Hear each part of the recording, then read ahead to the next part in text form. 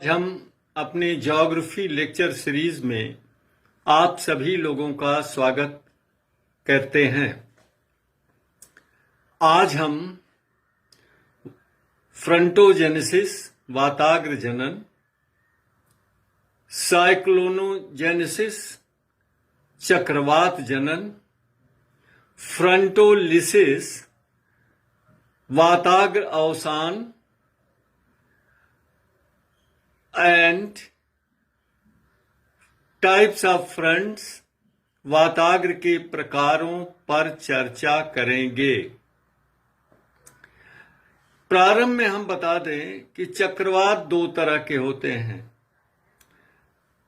Frontal cyclones यानी वाताग्री चक्रवात, जिसके अंतर्गत शीतोष्णकटिबंधीय चक्रवात आते हैं। टेम्परेट साइक्लोन्स और फ्रंटल साइक्लोन्स। दूसरा प्रकार होता है गैर वाताग्री चक्रवात, non frontal cyclones, where in we include the tropical cyclones. उष्णकटिबंधीय चक्रवात जो होते हैं वह गैर वाताग्री चक्रवात होते हैं। अब हम आते हैं कि वाताग्र होता क्या है। What is a front? Front is a transition boundary between two converging air masses of contrasting characteristics in terms of temperature, pressure, humidity, density and wind direction। हम अब जानना चाहते हैं कि वाताग्र होता क्या है। वाताग्र वास्तव में अभिसरण करने वाली दो विपरीत स्वभाव वाली वायु राशियों के बीच एक ढलुआ सीमा या सतह होती है, और ये जो वायु राशियां हैं इनमें तापमान, वायुदाब, घनत्व, आर्द्रता और वायु की दिशा संबंधी विपरीत गुण होने चाहिए। अर्थात एक वायु राशि ठंडी, भारी और शुष्क होनी चाहिए, दूसरी वायु राशि गर्म, हल्की और आर्द्र होनी चाहिए, और ये दोनों वायु राशियां विपरीत दिशा से आनी चाहिए। अगला पॉइंट है कि फ्रंटल जोन क्या होता है, वाताग्रीय मंडल क्या होता है। So the transitional zone between two converging air masses of varying characteristics is called frontal zone। यानी दो विपरीत गुणों वाली वायु राशियां जो कि एक सीमा के सहारे अभिसरित करती हैं, उनके बीच का जो अवांतर क्षेत्र होता है, ट्रांजिशन जोन होता है, उसको हम वाताग्र मंडल कहते हैं। Then what is frontogenesis? वाताग्र निर्माण क्या होता है? तो वाताग्र निर्माण की प्रक्रिया को हम वाताग्र निर्माण या फ्रंटोजेनेसिस कहते हैं। और व्हाट इज फ्रंटोलिसिस? वाताग्र अवसान क्या है? जब वाताग्र समाप्त होने को होता है या समाप्त हो जाता है, उसको हम फ्रंटोलिसिस कहते हैं। So in frontogenesis there is a creation of new front और रीजनरेशन ऑफ डिकेइंग फ्रंट। वाताग्र जनन के अंतर्गत या तो नए वाताग्र का निर्माण होता है या अवसान होते हुए, विनष्ट होते हुए वाताग्र का पुनर्जनन होता है। अब हम देखेंगे कि किस तरह के पवन संचार में वाताग्र का निर्माण हो सकता है। तो पीटरसन महोदय ने 4 तरह के पवन संचार, एयर सर्कुलेशन का निर्धारण किया है। पहला है ट्रांसलेटरी एयर सर्कुलेशन, स्थानांतरणीय पवन संचार।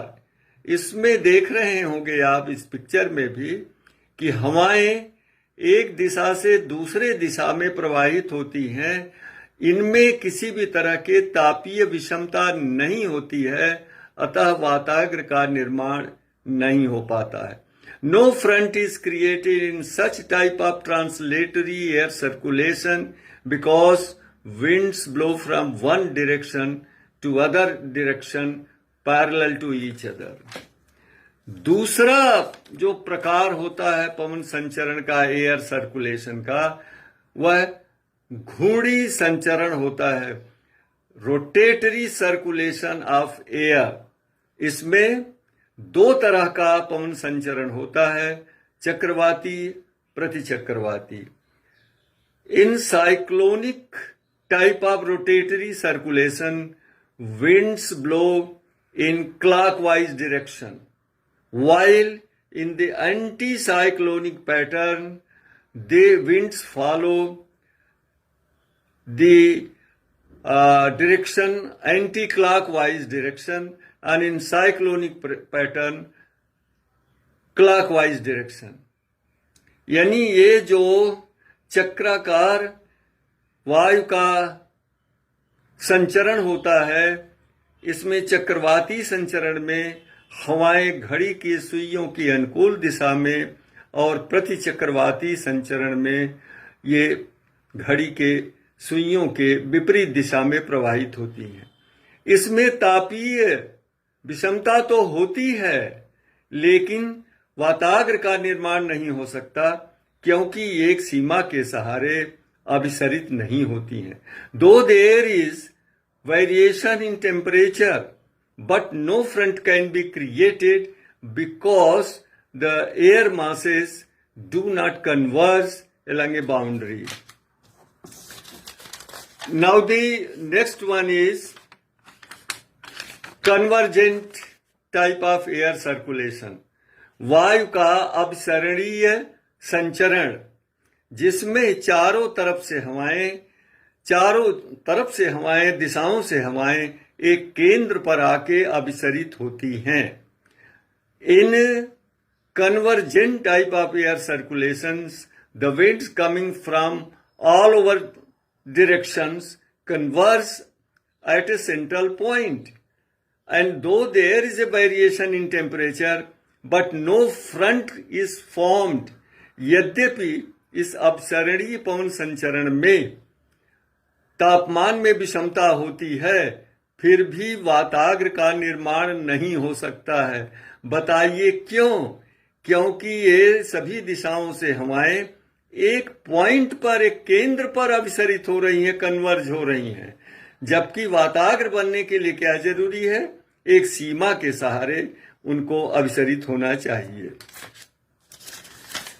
नेक्स्ट जो है वायु का संचरण, वह अपसरणी प्रकार का होता है, जिसमें एक केंद्र से हवाएं चारों तरफ प्रवाहित हो रही हैं, जैसा कि इस चित्र से स्पष्ट होता है. The next type of air circulation is divergent air circulation, wherein winds outflow from center outward in all the directions. Here again, there may not be formation of any front because there is no convergence of air along a boundary. The next type is deformatory type of air circulation. Here you will see two axes, vertical axis and horizontal axis. There is an inflow of air along the vertical axis and there is outflow of wind along the horizontal axis. और इस तरह के विरूपणी पवन संचार में वाताग्र का निर्माण होता है. The fronts are created in such deformatory type of air circulation where there is inflow of wind along the vertical axis and outflow of wind along the horizontal axis, that is called as axis of dilation. But there is a condition. when the wind, when the horizontal axis makes an angle of less than 45 degrees with the isotherms, then only a front can be formed. जब समताप रेखाओं और क्षैतिज अक्ष के बीच बनने वाला कोण 45 अंश से कम होता है, उसी दशा में फ्रंट्स का निर्माण हो सकता है. If the angle exceeds 45 degrees, there may be no front.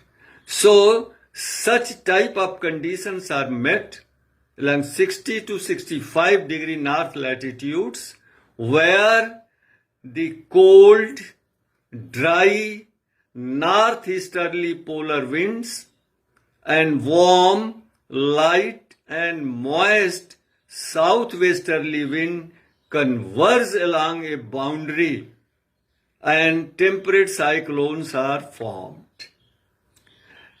Now you may ask a question. There is also a convergence of northeast trades and southeast trades along equator.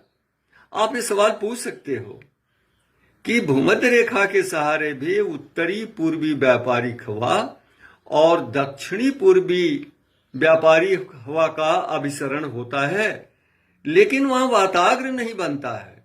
उष्णकटिबंधीय चक्रवात तो बनते हैं, लेकिन वो गैर वाताग्री है. क्यों?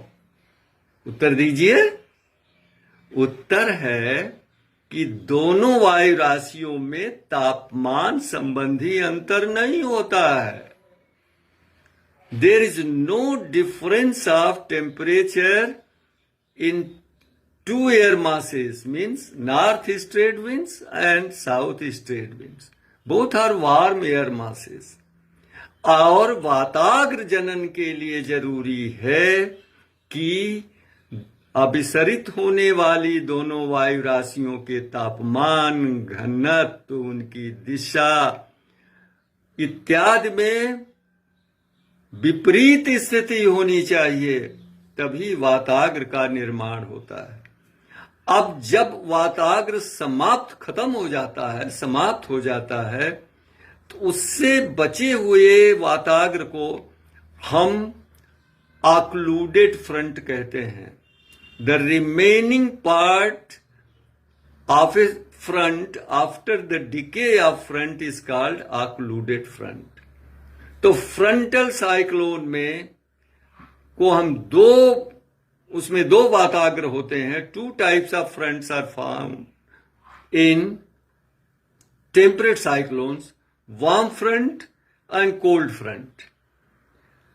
वार्म फ्रंट के सहारे वार्म हवा सक्रिय होती है, ऊपर जाती है, जबकि कोल्ड फ्रंट के सहारे ठंडी हवा सक्रिय होती है और गर्म हल्की हवा को ऊपर धकेल देती है.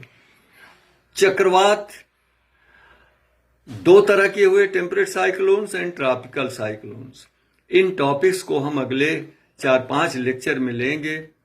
Tropical cyclones, temperate cyclones, anti cyclones and tornado and thunderstorms. नमस्कार.